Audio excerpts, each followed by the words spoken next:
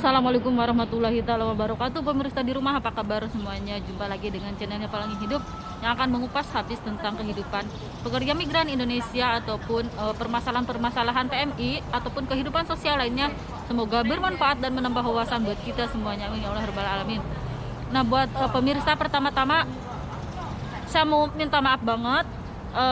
Pada tanggal 17 Januari itu saya tidak bisa meliput di bandara Hong Kong ya, di airport Hong Kong, karena saya lagi sakit dan saya ada konsultasi ke dokter begitu. Jadi saya tidak bisa meliput ke bandara Hong Kong ya. Mohon maaf buat semuanya, karena sebelumnya saya sudah ngomong begitu. Dan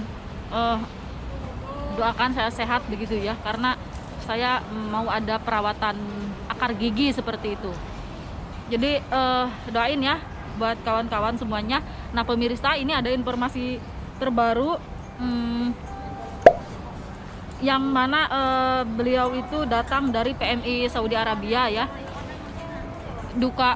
Kabar duka dari PMI, innalillahi wa inna ilaihi rajiun. Jadi beliau sudah meninggal. Di sini dituliskan di Saudi Arabia karena virus corona ya.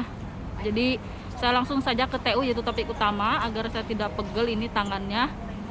TKW Cianjur, PMI Cianjur meninggal positif corona di Arab. Keluarga tuntut hak dipenuhi. Cianjur, berinisial I, yaitu almarhum ya. Umurnya 42 tahun, tenaga kerja wanita asal Cianjur di Arab Saudi, dikabarkan meninggal dunia dengan status positif COVID-19. Pihak keluarga menuntut hak-hak berupa gaji dan asuransi PMI yang beralamatkan di Kecamatan Cianjur itu dipenuhi. Kosasih, 52 tahun, suami simbahnya almarhum ini, mengaku dirinya mendapat kabar jika istrinya meninggal pada akhir Desember 2020. Dia tidak mengetahui istrinya sakit.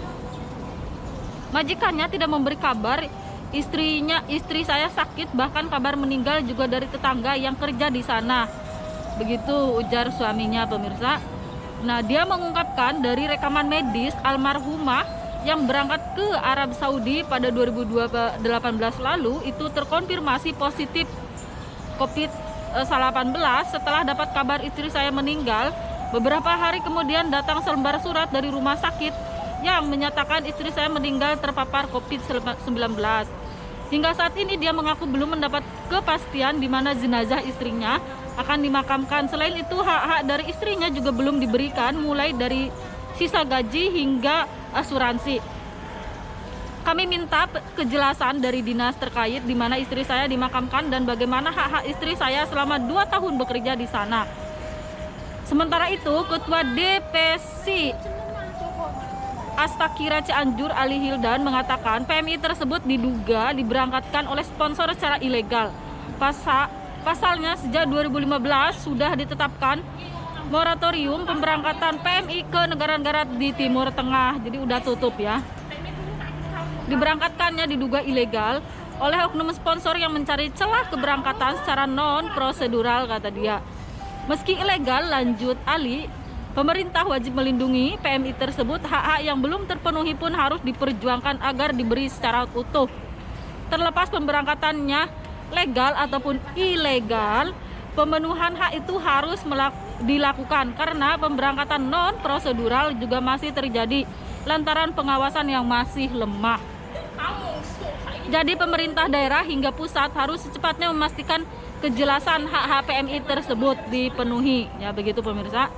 Nah, Kabid Penempatan Kerja dan Transmigrasi Disnaker Cianjur Adi Hikmah menjelaskan harus mengecek data terkait PMI yang meninggal terpapar COVID-19 sebab beberapa waktu lalu dirinya sedang tugas di luar kantor ya pemirsa.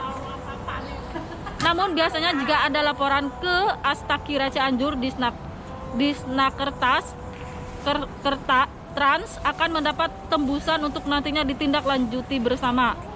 Harus dicek lagi apakah sudah masuk surat dari KBRI-nya atau belum. Jika pun belum, kami akan koordinasi dengan Astakira untuk menindaklanjuti, ujarnya begitu pemirsa. Jadi beliau meninggal ya.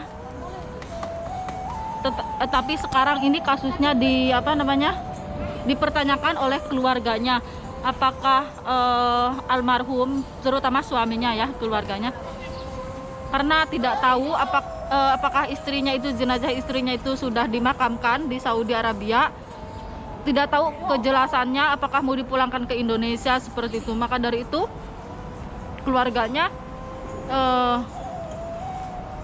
meminta hak-haknya itu dipenuhi semuanya. Mudah-mudahan ya pemirsa, doakan kita semua ini pejuang dolar, pahlawan devisa ya. Beliau yang meninggal itu mudah-mudahan diterima amal baiknya dan dilapangkan dadanya buat keluarga yang ditinggalkannya seperti itu. Ini sangat sedih sekali ya pemirsa. Karena apa? Beliau di sini dituliskan kena virus begitu terus meninggal di luar negeri. Itulah pejuang ya. Kita di sini itu kadang nyawa itu taruhannya ya pemirsa, begitu. Keluarga kita di Indonesia kadang ada yang tidak mengerti begitu ya, seperti apa perjuangan kita di luar negeri. Nah, buat semuanya mohon doanya juga buat almarhumah ya, dan juga buat keluarganya, semoga hak-haknya terpenuhi dan ada kejelasan ya dari kasus ini ya, dari permasalahan ini ada kejelasannya seperti itu. Jadi dampak dari virus ini saya sengti ya koy.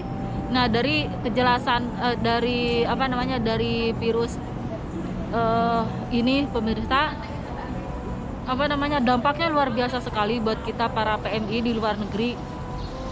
Nggak cuman di Saudi Arabia doang ya, terutama di Hong Kong. Di sini juga banyak sekali majikan yang mendiskriminasi kita gara-gara ada virus corona ini ya pemirsa. Kerjaan kita makin berat begitu, libur kita dilarang. Terus jadi mereka itu ada yang mengambil kesempatan dalam kesempitan begitu. Terus ada yang disuruh lembur tapi nggak diganti uang begitu ya. Ada yang banyak lah pemirsa seperti itu.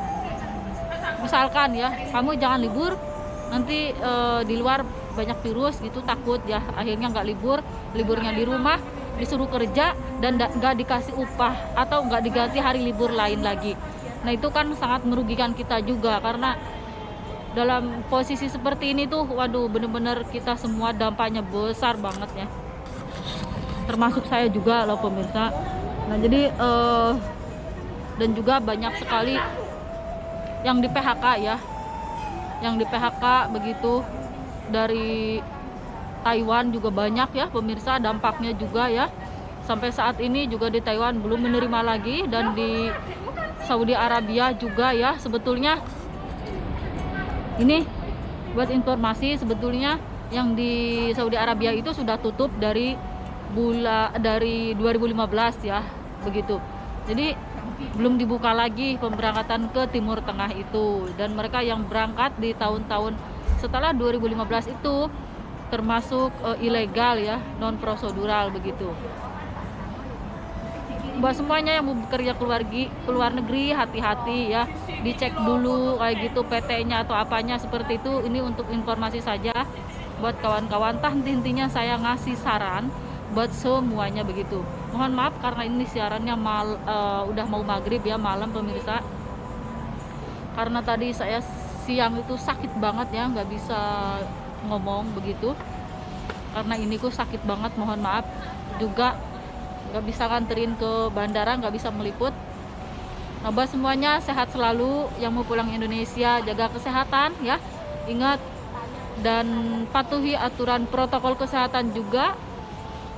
Saya doakan semoga di Indonesia lebih sukses lagi ya begitu, dan doakan kami juga yang masih berjuang, mudah-mudahan dikasih kesehatan, umur yang panjang, bisa ketemu dengan keluarga lagi di Indonesia.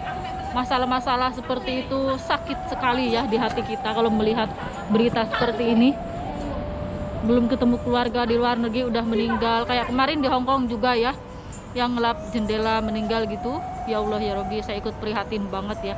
Pokoknya doa yang terbaik buat kawan-kawan kita sahabat migran yang meninggal di luar negeri ya, husnul khotimah, semoga mudah-mudahan ya pemirsa.